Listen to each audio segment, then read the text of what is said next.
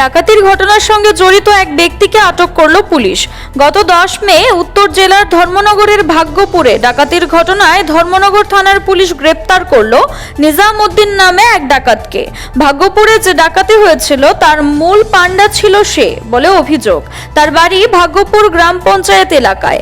তার কাছ থেকে অনেক গুরুত্বপূর্ণ তথ্য পাওয়া গেলেও তদন্তের স্বার্থে পুলিশ গোপন রেখেছে এবং অতি সত্বর ডাকাতির ঘটনার সুরাহা হবে বলে ধর্মনগর থানার ওসি হিমাদ্রি সরকার জানিয়েছেন। গত 10 তারিখে ভাগ্যপুরে একটা চুরির ঘটনা হয়েছিল। তো সেটার ইনভেস্টিগেশনে আমরা একটা নাম পেয়েছি, যার নাম হলো নিজামউদ্দিন। তাকে সেই কেসে আমরা অ্যারেস্ট করেছি আজকে বিকেলে।